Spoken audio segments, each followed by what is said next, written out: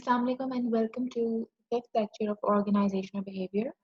In the previous lecture, we went through a lot of things जो कि directly या indirectly किसी भी human personality या human behavior को या तो depict कर रही होती हैं या उनके लिए एक driving force का role play कर रही होती हैं। जिस तरह से हमने बात की थी कुछ attitudes के ऊपर कि किसी भी organization में अगर ह्यूमन रिसोर्स काम जब कर रही है, एम्प्लॉइज़ हैं, लोग हैं, क्योंकि ऑर्गेनाइज़ेशन का एक बहुत अहम पार्ट आपका ह्यूमन रिसोर्स भी होते हैं। तो जब हमने उनके साथ डील करना है, तो उनके साथ डील करने और उनके साथ प्रॉपर्ली अलाइन्ड रहने के लिए बहुत ज़रूरी है कि उनके जितने भी बेसिक एटीट्यूड्स, परसेप्शन और बिहेवियरल लेवल्स हैं, उनको ज़रूरी तरीके से, बेहतर तरीके से जाना जाए। वो किस तरह हम जान सकते हैं, वो इसी तरह हम जान सकते हैं जब हमें पता हो कि किसी भी बिहेवियर या किसी भी एटीट्यूड के पीछे किन चीज़ों का हाथ होता है। उन 3 चीज़ों को जिनको हम एलिमेंट्स ऑफ एटीट्यूड कहते हैं, हमने पिछले अपने प्रीवियस लेक्चर्स में गो थ्रू किया था, जो कि आपके cognitive, affective and behavioural approaches होती हैं। Just for the sake of a small revision, cognitive attitudes हमारे वो एटीट्यूड्स होते हैं जितना भी हम किसी भी काम के वक़्त या किसी भी चीज़ के दफ़ा जब हम बिहेव कर रहे हों और बहुत लॉजिक और रैशनल अप्रोच से, बड़ी क्रिटिकल थिंकिंग की अप्रोच से जब हम किसी चीज़ को डील करें, तो वो हमारा कॉग्निटिव बिहेवियर होता है। हमारा अफेक्टिव बिहेवियर होता है जब हम किसी चीज़ को अपने इमोशंस के थ्रू डील करें हों, कि अगर हम किसी time we are feeling sad तो हम किसी भी डिसीजन को उसी इमोशन के ही वे में डील कर रहे होंगे या वी आर फीलिंग हमारा मूड एक्सट्रीमली एलिवेटेड है, we are feeling extremely happy at some specific point of time और उसी टाइम में हमने कोई डिसीजन भी लेना है, तो हमारा जो उस टाइम का एक स्पेसिफिक मूड होगा वो हमारे डिसीजन को अफेक्ट ज़रूर कर रहा होगा। और फिर हमारा बिहेवियरल अप्रोच आती है एटीट्यूड में, जिसके अंदर हम दोनों चीज़ों का मिक्सअप अपना देख रहे होते हैं, लेकिन उसके अंदर एक एडेड इंग्रेडिएंट होता है कि आपका पास्ट जो होता है वो इसके ऊपर हावी होता है कि आपका पास्ट आपके बिहेवियर को जब डिपिक्ट कर रहा हो या आपका पास्ट का कोई भी एक्सपीरियंस आपसे कोई खास किस्म का एक्ट करवा रहा हो, तो उस चीज़ को हम बिहेवियरल एटीट्यूड के अंदर लेकर आते हैं। So these are the 3 elements of attitudes that we um, studied or that we went through in the previous lectures. Coming to other things जो कि बहुत सारी चीज़ें होती हैं। हमने टाइप्स ऑफ एटीट्यूड्स में हमने जॉब इन्वॉल्वमेंट के बारे में पढ़ा कि हम किस तरह से एक्टिवली पार्टिसिपेट करते हैं जॉब में। These were the things that we went through in the previous lecture. Now coming up to things कि हम अक्सर लोगों को कहते हैं कि जब वो किसी कैटास्ट्रॉफिक सिचुएशन से गुजर रहे हों या अगर वो किसी किस्म का ऑर्गेनाइजेशन में अपने बिहेवियर की वजह से हर्डल कोई फेस कर रहे हों या किसी बुरी सिचुएशन के अंदर आए हुए हों, किसी बैड सिचुएशन के अंदर, वर्स्ट सिचुएशन के अंदर आए हों, तो हम अक्सर उनको ये बात कहते हैं कि try to just think positively. अब वो पॉजिटिव सोचना क्या होता है या वो पॉजिटिव थिंकिंग क्या होती है, ये एक वो सिनेरियो है या एक वो आर्ग्यूमेंट है जिसको हम अक्सर क्लाउड कर देते हैं। पॉजिटिव थिंकिंग जिसमें हम अक्सर एक बहुत ही कॉमन सी एग्जांपल लेते हैं कि if a glass is half full, तो हम देख रहे होते हैं कि ये हाफ फुल है या हाफ एम्प्टी है। हाफ फुल वाले वो लोग हैं जो किसी भी चीज़ का हर पहलू, हर ज़ाविया पॉजिटिवली देख रहे होते हैं। सो if you're seeing at the invisible, if you're feeling the intangible, then you're achieving the impossible. तो ये आपका एक पॉजिटिव रोल है towards in working in an organization, क्योंकि हम ऑर्गेनाइजेशनल बिहेवियर की बात, तो ये एक उसका पॉजिटिव रोल होगा कि कोई चीज़ जो मुश्किल के वक्त में अगर मुझे कोई भी होप नज़र नहीं आ रही, लेकिन फिर भी मैं किसी चीज़ में, किसी सिचुएशन में बहुत होपलेस हूँ, मुझे कहीं पर भी कोई ऐसा एलिमेंट नज़र नहीं आ रहा कि हाँ, दिस कैन बी समथिंग जो कि हमें इस मुश्किल में से निकाल ले या हेल्प आउट कर दे। That means that I have that kind of positive thinking approach in myself. फिर उसके बाद एटीट्यूड्स को चूज़ करना। एटीट्यूड्स को चूज़ करना is totally in our power. कि कोई किसी भी किस्म की सिचुएशन में अगर मैं हूँ उस टाइम, तो इट वुड बी अपॉन मी कि मैं उसको 2 तरह से ही डील कर सकती हूँ। मैं उसको बहुत हौसलामंद होके भी डील कर सकती हूँ, या if I am going through some obstacle in my organization, किसी भी वर्स्ट सिचुएशन में आई हूँ, तो I can keep myself motivated, composed, और मैं उस चीज़ से लड़ सकती हूँ। लेकिन मैं उस चीज़ का बहुत ज़्यादा रौला भी खड़ा कर सकती हूँ, मैं उसके ऊपर इमोशनली इन्वॉल्व हो सकती हूँ, मैं अपने इमोशनल पैटर्न को भी हिला सकती हूँ और उसको पूरे तरीके से भी डील कर सकती हूँ, मतलब रो के, by shouting at it, by screaming at it, by complaining at it.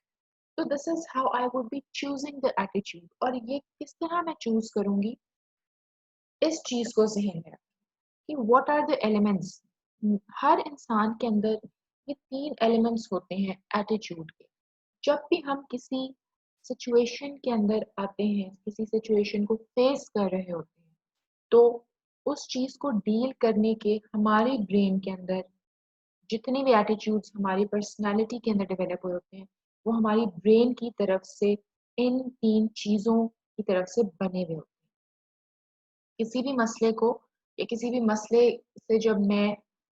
Involve होंगी, तो मैं या तो उसको कॉग्निटिवली डील कर सकती हूँ, या मैं उसको इफेक्टिवली डील कर सकती हूँ, या मैं उसको बिहेवियरली डील कर सकती हूँ। कॉग्निटिवली डील करूंगी तो मैं क्रिटिकली सोचूंगी उसका हल, कि ठीक है, मैं इस मसले में आ तो गई हूँ, लेकिन इसको लॉजिकली मैं कैसे डील कर सकती हूँ, क्या क्या चीजें हैं जो मुझे इस इशू में से निकाल सकती हैं। अफेक्टिवली अगर मैं इस अपने एटीट्यूड को रखूंगी, तो मैं थोड़ा सा शायद इमोशनली वीक हो जाऊं, कि मैं अपने इमोशंस को बीच में ला रही हूँ, कि मैं उसमें आई would B crying because of it, I would B complaining, I would B screaming, मैं लोगों पे खामखा का गुस्सा निकाल रही हूँ। That is how I would B effectively dealing with it. Mostly organisations में अगर हम जेंडर वाइज अप्रोच देखें, तो हम देखते हैं कि फीमेल साइड जो होती है वो इफेक्टिवली सिचुएशंस को डील करती है, क्योंकि हमेशा से this is even proven through a study as well,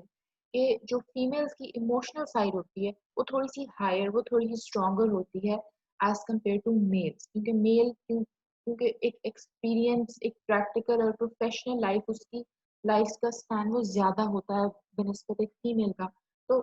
mail के अंदर कॉग्निटिव थिंकिंग एबिलिटी थोड़ी सी ज्यादा होती है। सिमिलरली मैं उस सिचुएशन से बिहेवियरली अपने आप को निकाल सकती हूँ कि हाँ, 2-3 साल पहले भी एक इस किस्म की सिचुएशन आई थी, तो तब मैंने इस तरह से ये सोल्यूशन निकाल के अपने आप को इसमें से बाहर निकाला था, या अपनी ऑर्गेनाइजेशन को इस तरह से इस मसले से मैंने बाहर निकाला था। तो आई would be dealing it with this problem like that. This is how I would be choosing my attitude. So your choice can decide the outcome, कि आप किस किस्म की चॉइस को लेके चल रहे हैं। ऑब्वियसली अगर आप लोगों से भी मैं पूछूं, या आप लोग भी इसी चीज से एग्री मोस्टली करते होंगे, कि जब हम ऑर्गेनाइजेशनल एस्पेक्ट्स में बात कर रहे हैं, तो वहाँ पर ज़रूरी है कि हम कॉग्निटिवली या क्रिटिकली चीज़ों को इवैल्यूएट करके, सोच के तब उनका फैसला करें, क्योंकि हम एक वर्किंग इन्वायरमेंट या एक वर्किंग सेटअप में हैं। वहाँ पर ज़रूरी है कि हम अपने इमोशंस से उस चीज़ का ताल्लुक ज़्यादा से ज़्यादा ना रखें तो ज़्यादा बेहतर है। सिमिलरली जो नेगेटिविटी होती है, negative thoughts, they don't have any power unless you empower them, because negative power या जो नेगेटिव थिंकिंग की एबिलिटी होती है, that is extremely natural in all of us. वो इस तरह से कि जिस तरह से अल्लाह ताला ने एक राइट साइड बनाई है, एक रॉन्ग साइड बनाई है किसी भी चीज, उसी तरह से सोचने का भी एक पॉजिटिव पहलू है, एक नेगेटिव पहलू है, and we can not control it, उसका कंट्रोल नहीं होता। लेकिन हाँ, बहुत सी सूरतों में हम इंसान, क्योंकि जब अपने इमोशनल साइड को ज़्यादा स्ट्रेंथन करने लग जाएं, तो हम अपनी नेगेटिव थॉट को खुद ब खुद एम्पावर कर रहे होते हैं। हम अक्सर लोगों को कहते सुनते हैं कि तुम बहुत नेगेटिव सोचते हो, या तुम हर चीज़ के अंदर से नेगेटिव बात निकाल लेते हो। Why is that? बिकॉज हम या तो वो कोई पास्ट एक्सपीरियंसेस ऐसे होते हैं, या उन लोगों के अंदर उनके एटीट्यूड की अफेक्टिव साइड बहुत ज़्यादा स्ट्रांग होती है, यानी इमोशनल साइड बहुत ज़्यादा स्ट्रांग होती है। आप देखें कि एक हैप्पी इमोशन हमें इतनी देर इफेक्ट नहीं करता जितना एक बैड या एक मैं कहूँगी कि एक तबीयत को सैड तरीके से इफेक्ट करने वाला इमोशन आपको इफेक्ट करेगा जितनी देर हम एक खुशी के मोमेंट को अम, उसको हम एग्री करते हैं, हम उसको एन्जॉय करते हैं, लेकिन हम उसको जल्द भूल भी जाते हैं। लेकिन जो हमारा बुरा पास्ट या सैड एक्सपीरियंस होता है, उसको हम अक्सर नहीं भूलते। बिकॉज़ वो हमने अपनी नेगेटिविटी की थॉट को एम्पावर इतना किया होता है कि वो आपकी पॉज़िटिव साइड को ओवरशैडो करे। इसके अंदर बहुत सारी टेक्निक्स होती हैं। अम अगर हम बिहेवियर की टेक्निक्स को देखें कि हमने डील किस तरह से करना है because we are studying organizational behaviour of our human resource या हमारे एम्प्लॉयज़ का तो उसको ठीक करने के तरीके में बहुत सारी चीज़ें हैं कि हम डिफरेंट ट्रेनिंग मैथड्स होते हैं ये किस तरह से ट्रेनिंग मेथड्स इवॉल्व करते हैं कि ये आपकी पर्सनालिटी को डिफरेंट तरीकों से एम्पावर कर रहे होते हैं डिफरेंट तरीकों से चेंज कर रहे होते हैं one thing that matters a lot in it is self change कि जब आप for one instance if you think that you need to change this thing in yourself in your personality so that can be a very single and very powering moment जहाँ a very powerful moment जहाँ पे आप उस चीज को या उस negativity को या उस नेगेटिव एटीट्यूड को या जो आपका इमोशनल साइड अगर ओवरशैडो कर रही है आपकी लॉजिक और रीजनिंग वाली साइड को उसको आप बेहतर कर सकते हैं यहाँ पर you would be viewing this cycle कि ये एटीट्यूड बिहेवियर थिंकिंग और ये एरोज से ही साइड बाय साइड उसको एक 360 के एंगल पे मूव कर रहा है बेसिकली यहाँ पर अगर आप एक चीज भी चेंज कर लो इवन अगर आप अपनी थिंकिंग को चेंज कर लो इवन अगर आप बिहेवियर को चेंज कर लो या अगर आप एटीट्यूड को चेंज कर लो तो तीनों चीजें 100% इस कदर कनेक्टेड हैं हमारी थॉट्स में या इमोशनली इस कदर कनेक्टेड हैं आपस में if you would empower one thing तो वो बाकी दोनों भी उस चीज का असर लेंगे so that is the approach जहाँ पर हम कहते हैं कि self change required होता है और एक और इस बात में भी I would add up to this कि once we are starting a professional or practical life तो वहां पर इस किस्म की चीजें जैसे सेल्फ चेंज हो गया जैसे आपका एटीट्यूड इन्वॉल्वमेंट हो गई आपकी एटीट्यूड डेवलपमेंट हो गई या आपकी क्रिटिकल डेवलपमेंट है आपकी thinking and logical rational approach जितनी भी आपकी आप रखते हैं अपने ब्रेन की तरफ से तो उन चीज़ों को भी um, आप एक तरह से कहो कि पॉलिश करने की ज़रूरत पड़ती है because at a single point of time you are with yourself yeah you are living with your siblings and with your parents or with your family members जहाँ पे आपके हर किस्म के एटीट्यूड के एक्सेप्टेंस लेवल इज 100% लेकिन when you become a part of a practical or a professional society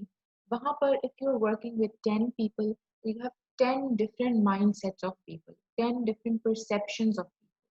और उनके साथ आपकी अलाइनमेंट 100% होना इज नेक्स्ट टू इम्पॉसिबल तो जहाँ पर अलाइनमेंट के इश्यूज आए वहाँ पर हम इसी चीज़ को एक बेहतर ऑप्शन समझते हैं that it would be better if we start और if you work on ourselves rather than pointing fingers out at other people कि ये इसकी गलती है ये इसकी गलती है तो उसमें सेल्फ चेंज का behaviour works although it's an extremely difficult task to change your attitude, obviously. कि attitude is something जो कि आप बदल नहीं सकते because बदल सकते हो लेकिन बदलना मुश्किल इसको करार दिया जाता है क्यों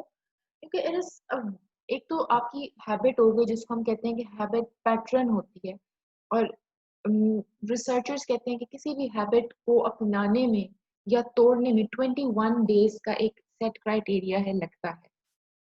अब हैबिट तो एक पैटर्न हो गया जो ब्रेकेबल है एटीट्यूड उस तरह की आसान तरीके से हम उसको ब्रेक डाउन नहीं कर सकते किसी भी इंसान because that is connected from your emotional side as well हमने बार बार मैं इसी स्लाइड को आपको दिखा रही हूँ इसलिए क्योंकि एटीट्यूड का ताल्लुक सिर्फ आपके ब्रेनी होने से, आपके क्रिटिकल थिंकिंग, क्रिटिकल एम्पावरमेंट के होने से ही ताल्लुक नहीं रखती। आपकी इमोशनल, आपकी अफेक्टिव साइड से ताल्लुक रखती है, यानी आपके इनर से ताल्लुक रखती है। तो changing attitude can be a difficult thing. यहाँ पर बहुत सारी चीज़ों में it is very very important कि जब भी हम प्रोफेशनली बात कर रहे होते हैं इन सब चीज़ों की, रिस्पॉन्सिबिलिटी का एक रोल बहुत बहुत ज़्यादा नुमाया कि हम कभी भी ऑर्गेनाइजेशन में we can never blame people for anything. एक तो पहली बात, it seems to be an extremely unprofessional way to do this. अगर हम देख रहे हैं कि वो चीज़ें लैक कर रही हैं हमारे ही पर्सनैलिटी के अंदर या हमारी पर्सनल डेवलपमेंट के अंदर लैक कर रही हैं, तो फिर ऑब्वियस रीजंस हैं कि उसके अंदर हमारा ही कोई एरर है या हमारी ही कोई डेफिशिएंसी पाई जाती है। So if you really have it, you need to accept that thing. And सिर्फ एक्सेप्टेंस ही नहीं होनी चाहिए, उसके अंदर एक चेंज का भी एटीट्यूड होना चाहिए। That you should know that how you would be changing it. और जिस तरह से हमने यहाँ देखा that attitude, behavior, thinking ये बड़ा connected सा 360 डिग्री का साइकिल है। उसी तरह से when you would be changing your attitude, you would be changing your thinking. Thinking का ताल्लुक जितना भी है आपका रैशनल या आपकी लॉजिक इन चीजों से होता है बेसिकली। तो when you're trying to change whatever you're thinking, वो आपकी लॉजिक, आपकी क्रिटिकल अप्रोच कितनी है, उस चीज से ताल्लुक रखता है। हम बहुत दफा ये चीजें देखते हैं कि अक्सर हमें कभी किसी से मशवरा चाहिए होता है, या अगर आप अपनी फैमिली के सर्कल में ही देखो कि हमें किसी सिचुएशन में, किसी चीज़ में अगर हम फँसे हुए होते हैं किसी काम में और हमसे हम we can not get ourselves out of it, तो हम अक्सर किसी को मशवरा देते हुए ये कहते हैं कि फलाँ बंदे से आप इसका मशवरा करें, क्योंकि वो समझदार है या वो इतनी एज का है, वो बुज़ुर्ग है हमारे, he is Elder than us, he has lot of life experiences. Why? Because that person has seen a lot of time, he has seen a lot of things happening practically in front of him or her. तो वो उसकी rational को बढ़ा रहा होता है, वो उसकी लॉजिकल अप्रोच को बढ़ा रहा होता है, वो उसकी क्रिटिकल थिंकिंग को बढ़ा रहा है। हम क्यों कहते हैं कि जितना ही इंसान नॉलेजेबल होता है, लर्नेड होता है, जितना वो किताबें पढ़ता है, उसके पास जितनी नॉलेज होती है, उतनी ही उसकी रैशनल अप्रोच भी अच्छी होती है, क्योंकि उसके अंदर थिंकिंग की, क्रिटिकल थिंकिंग की एबिलिटी बहुत स्ट्रांग होती है। और वन थिंग जो कि हम अम, हमेशा से दिस कंसेप्ट एग्जिस्ट, लेकिन हम उसको एक्सेप्ट नहीं करते कि बहुत ज़्यादा क्रिटिकल थिंकिंग की चीज़ें या ये अप्रोचेस आपकी लर्निंग, रीलर्निंग और अनलर्निंग के भी प्रोसेस को सपोर्ट कर रही होती है कि there are a lot of things that you need to learn. और ये भी हो सकता है that you have learn them before like ages ago, but you need to relearn those things just to change your quality of thinking, just to change your critical thinking की approach। बहुत सी चीज़ें होती हैं जो हमें अनलर्न करनी पड़ती हैं, बिकॉज टाइम टू टाइम हम जिस तरह से हम देख रहे हैं कि अगर we talk about you as a generation, आप लोग को हम मिलेनियल्स कंसिडर करते हैं या हम डिजिटाइज नेशन का एक टैग आप लोगों को देते हैं, तो हम वो नेशन है जिसके attention spans या consistency levels are extremely low। तो जितना लो होते हैं उतना ही हमारे अंदर लर्निंग, रीलर्निंग और अनलर्निंग का कंसेप्ट stronger होना चाहिए, because this is how we can adopt to easily and happily adopt to changing our lifestyle। um, thinking को चेंज करना, how how does it happen? Because it is an extremely difficult thing to do कि मैं किसी चीज को किसी और पहलू से, किसी और जाविये से सोच रही हूँ और somebody just comes up and tells me कि ये गलत है तुम्हारा सोचने का तरीका, you need to start thinking and start looking at this thing about like that। तो it is basically extremely necessary कि मैं उस चीज को पहले तो ऑब्जर्व करूं कि मैं अगर इस चीज़ को सोच रही हूँ, तो अगर इस चीज़ को कोई बंदा गलत टैग कर रहा है कि this is not the way you have to think about it. Why is that? So I need to observe my thinking. Then I need to manage the self-talk that I have. Okay, there are a lot of approaches. या बहुत सारी affirmations होती हैं जो मैं अपने आप को देना चाह रही हूँ कि I think that I need to start looking at the brighter side of something. ये बहुत सारी चीजें होती हैं जो मेरी थिंकिंग को भी अफेक्ट करेंगी. Because if I am going to start my day with a bad mood or with a bad approach or with something जो मेरे माइंड को डिस्टर्ब करी है, तो उसका इफेक्ट मेरी एनर्जी पे सारा दिन आए. इफ आई एम वर्किंग, तो फिर मैं वहाँ पर अपनी वर्क प्लेस पर भी प्रॉपरली उस चीज़ को उस एनर्जी को प्रॉपर कंज्यूम नहीं कर रही होंगी. मैं अपने पीयर्स अपने कोलीग्स के साथ भी झगड़ रही होंगी because that would be affecting my self. Similarly in सब चीज़ों के अंदर the choice is basically hours, क्योंकि हम वही होते हैं जो अपनी थॉट को एम्पावर कर रहे हो. Each and everything is basically in our control और इन आवर हैंड्स. तो वो चॉइस हमारी अपनी होती है that how do we have to take it up. ये थोड़ी सी हमने बहुत वेग और बहुत ही बेसिक चीज़ें पढ़ी जो किसी भी प्रोफेशनल लेवल पर या किसी भी वर्किंग एनवायरनमेंट के अंदर आपको सेल्फ असेसमेंट का एक रोल देके सही करने की आपको गुंजाइश दे रही हो. इन सब चीज़ों को हम रिलेट करते हैं जॉब सेटिस्फैक्शन से. क्यों? क्योंकि the moment I would be considering myself a positive, happy person who thinks rationally, who thinks logically, जो उसके इमोशन और अफेक्टिव एटीट्यूड की साइड है वो एम्पावर नहीं करेगी उसको, उतनी ही मैं अपनी जॉब सेटिस्फैक्शन के लेवल्स को हाई रख सकती. जॉब सेटिस्फैक्शन है क्या? Job satisfaction obviously in just a single line अगर मैं उसको एक्सप्लेन करूं, तो जॉब सेटिस्फैक्शन को मैं डिफाइन करूंगी कि द डिग्री और द एक्सटेंट कि मैं कितनी अपनी जॉब से सेटिस्फाइड हूँ, कितनी मुझे अपनी जॉब जो मैं कर रही हूँ प्रोफेशनली, जहाँ से मेरा ताल्लुक है, जिस जगह से या जिस काम से, कितना मुझे वो पसंद है करना. You would be noticing a lot of people जो एक 9 to 5 की वर्किंग को एक बोझ समझते हैं, या उनके एक चेहरे से या उनके एक प्रैक्टिकल एक्सपीरियंस से आपको ये अंदाजा हो रहा होता है कि हाँ जी जॉब है तो करनी है, नौकरी है अब नौकरी है तो करनी है. That is where you can get a proper assessment of job satisfaction. अब हम कहते हैं कि हमारी रैशनल अप्रोच बहुत ज़्यादा मायने रखती है. जॉब सेटिस्फैक्शन के अंदर हमारी इमोशनल या अफेक्टिव साइड भी उतनी ही मायने रखती है या उतने ही परसेंटेज रखती है, क्योंकि किसी भी चीज़ से सेटिस्फाइड होना या सेटिस्फाइड ना होना या हाईली सेटिस्फाइड होना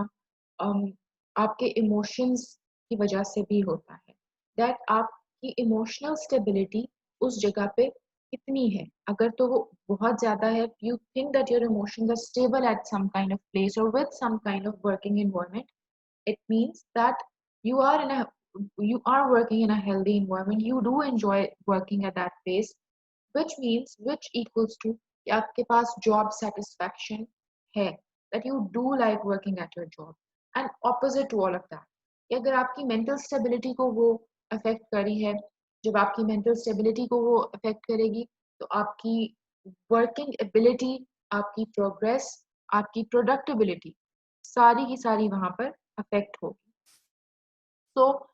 this can turn into something that would not end up giving you job satisfaction. So job satisfaction में बहुत ज़्यादा रोल होता है आपकी इंडिविजुअल प्रोडक्टिविटी का, कि किस तरह से इफ़ यू आर, जैसे मैंने अभी आपको ये बात कही कि अगर आप अपनी जॉब से सेटिस्फाइड हो, आपकी प्रोडक्टिविटी लेवल भी अच्छा होगा. यू वुड बी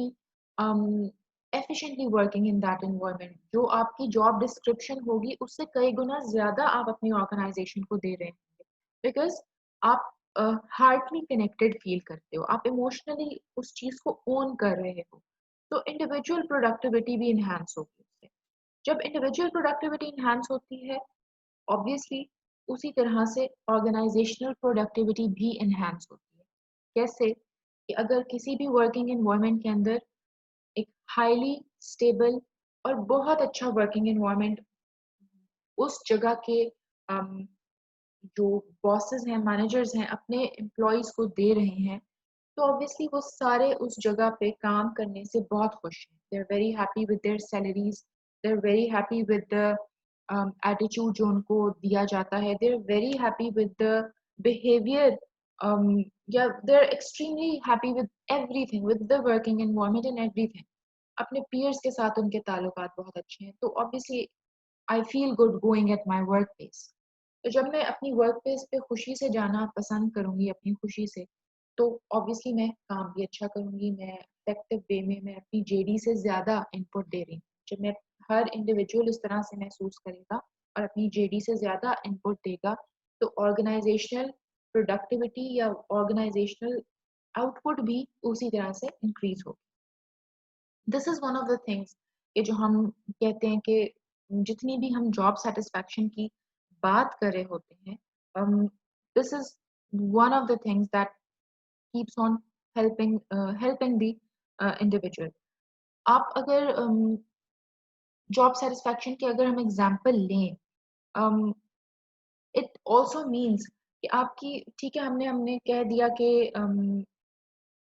आपके इमोशनल स्टेबिलिटी किस किस्म की दी जा रही है। जॉब सेटिस्फैक्शन का ताल्लुक बिल्कुल emotional stability at your work place से है, लेकिन बहुत सारी और चीज़ों से भी होता है कि आपकी ऑर्गेनाइजेशन में ओनरशिप कितनी दी जा रही है आपको। Job satisfaction and OCB is one kind of this trait जो हम किसी भी ऑर्गेनाइजेशन के अंदर कहते हैं। ऑर्गेनाइजेशनल सिटीजनशिप बिहेवियर होती है। ऑर्गेनाइजेशनल सिटीजनशिप बिहेवियर को अगर हम देखें या हम कहें कि व्हाट काइंड ऑफ और ओसीबी कि what kind of behaviour should we consider it, तो वो बेसिकली आपकी जितनी भी ओनरशिप आती है through the company by the company that you are getting, that is organizational citizenship behaviour, OCB. ये एक तरह की किसी भी ऑर्गेनाइजेशन की, जो आप कहते हो कुछ हम काम कर रहे होते हैं, वॉलंटरली हम कोई चीज़ें कर रहे होते हैं। हम कुछ ना कुछ कामों के बारे में कमिटमेंट कर लेते हैं लोगों से, वॉलंटरली कर लेते हैं कि वो आपकी काम का या आपकी टास्क का या आपकी जेडी का पार्ट तो नहीं होती, लेकिन आप उनको करके दे रहे हो। उस किस्म की चीज़ों को आप और ओसीबी कहते हैं, ऑर्गेनाइजेशनल सिटीजनशिप बिहेवियर। और वो बहुत सारी ये चीज़ें होती हैं कि जो आपकी कॉन्ट्रैक्ट के अंदर तो नहीं होंगी, लेकिन वो बज़ाहिर लिखी भी नहीं होंगी आपकी जॉब डिस्क्रिप्शन में, लेकिन that person is expected to do that, to perform those activities. जैसे अच्छी कम्युनिकेशन का इज़हार करना या अच्छे इंटरपर्सनल किस्म के ताल्लुकात लोगों के साथ रखना अपनी ऑर्गेनाइजेशन में। और जब ये सारी चीज़ें होती हैं या ये मोस्टली आपकी बिहेवियर से ही ताल्लुक़ रख रही होती हैं, आपके पर्सनल बिहेवियर से, तो automatically you provide proper kind of satisfaction all over the company, जिससे आपके कस्टमर्स भी सैटिस्फाई हो रहे हैं। So it is basically a long list of a chain. हम इस जॉब सेटिस्फैक्शन के टॉपिक को ज़रूर देखेंगे with a very good real life example that we would be studying in our next lecture. Please go through this lecture and let me know for any queries. Thank you.